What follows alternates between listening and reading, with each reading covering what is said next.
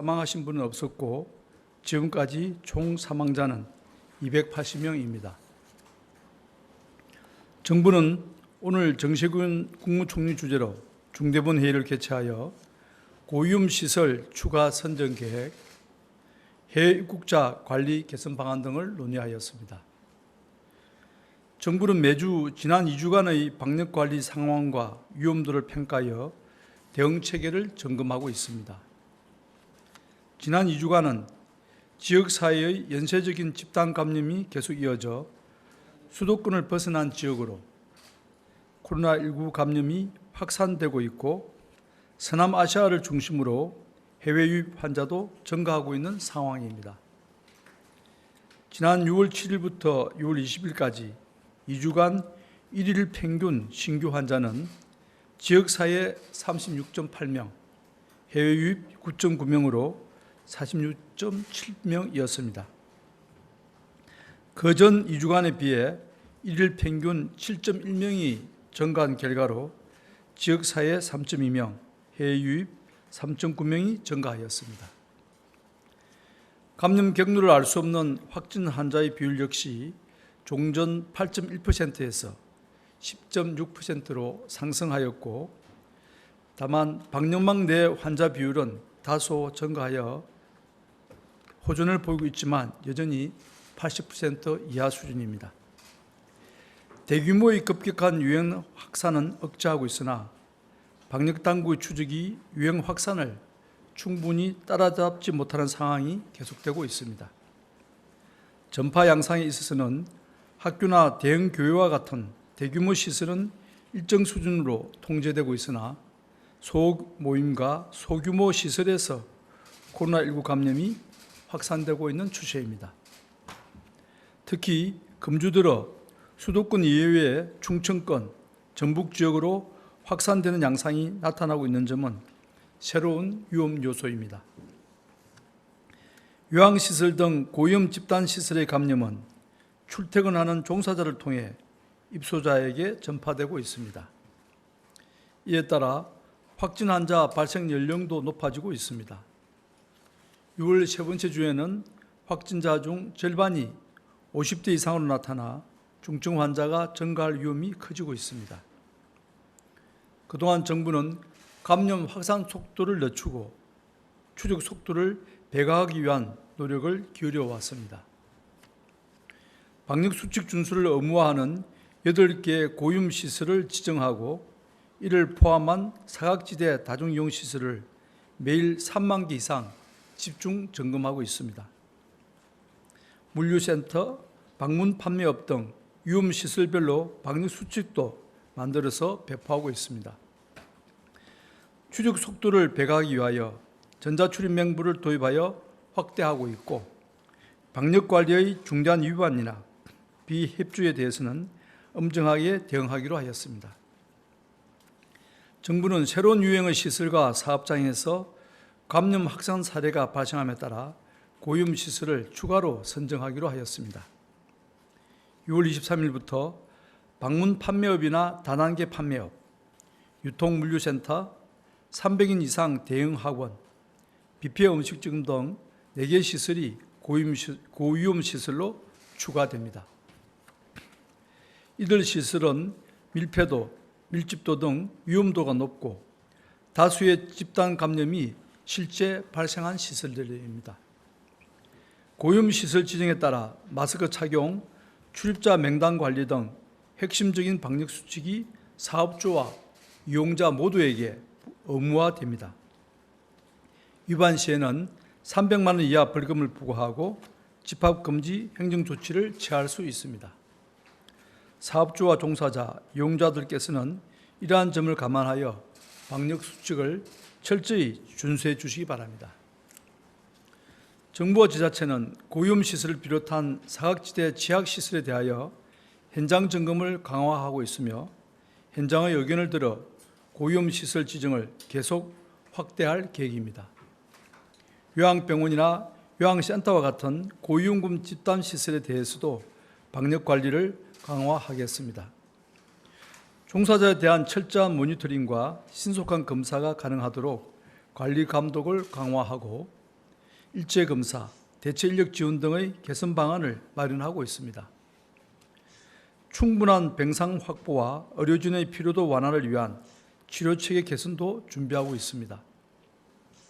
무증상이나 경증 환자는 병원 대신 생활치료센터로 바로 이송하거나 입원 치료를 통해 증상이 없어지면 신속하게 생활치료센터로 전원되도록 금주 중 지침을 개정하겠습니다. 생활치료센터를 확충하고 권역별로 병상, 인력 등의 공동 대응을 위한 의료체계도 준비하고 있습니다. 해외 유입 확진자 증가에 대응하여 해외 입국자 관리도 강화할 계획입니다. 해외 입국자 중 외국인 입국자는 4월 비자 심사 강화 조치 이후 하루 1,000명대로 감소하였으나 최근에는 1,300명대로 증가하는 추세입니다. 다수 국가들이 봉쇄 조치를 완화하는 것과 농번기 계절 노동자, 선원, 해외 근로자 등 국내 산업적 필요에 의한 결과로 파악됩니다. 이에 따라 해외 유입 확진자도 늘고 있는데 주로 코로나19 환자가 많이 늘어난 지역에서 입국하여 확진되는 사례입니다. 모든 입국자는 2주간 격리와 입국 후 3일 이내 진단검사를 실시하고 있어 해외 유입 사례가 지역사회 2차 감염으로 이어진 사례는 없었습니다. 그러나 해외 입국자 중 확진 환자의 증가는 우리 방역과 치료 역량의 부담을 초래합니다. 이에 따라 정부는 해외 입국자 중 확진 환자가 급증하는 국가에 대해서는 면제 제도의 엄격한 적용, 비자 관리 강화, 항공편 일시 감편 등의 사전적 방역 조치를 강화하기로 하였습니다. 특히 최근 다수의 확진 환자가 발생하고 있는 파키스탄, 방글라데시에 대해서는 6월 23일부터 강화된 방역 조치를 즉시 시행할 계획입니다. 이들 국가에 대해서는 외교나 필수 기업 활동 등을 제외한 신규 비자 발급을 최대한 억제할 것입니다. 직항편 중지를 유지하면서 부정기적인 항공편의 운항 허가도 중지하는 등 항공편 감편도 조치할 예정입니다. 외국인 근로자의 경우 입국 전 자가격리 장소를 확인하고 격리 장소가 없는 경우 입국을 차단하여 임시생활시설 제공 부담도 완화할 것입니다. 정부는 앞으로도 해외 입국자 중 확진자가 급증하는 국가를 면밀히 모니터링하여 국민 여러분이 해외로부터의 감염 유입을 걱정하지 않도록 최선을 다하겠습니다. 이와 함께 정부 주도의 임시생활시설을 지방자치단체, 기업체 등이 참여하는 민간 참여형으로 확대 개편하여 검역 인력 등 방역 자원을 보호하는 대책도 함께 추진하겠습니다. 수도권 감염 확산세가 끊기지 않는 상황에서 수도권 외 지역으로 감염이 확산되고 해외에서 확진자 유입이 증가하는 등 현재의 상황은 매우 엄중합니다.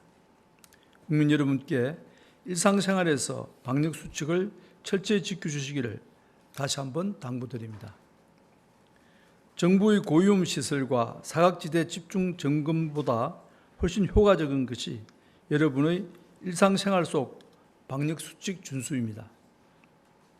5월 29일 수도권 방역 조치를 강화한 이후로 수도권 시민들의 이동량이 크게 줄지는 않았습니다.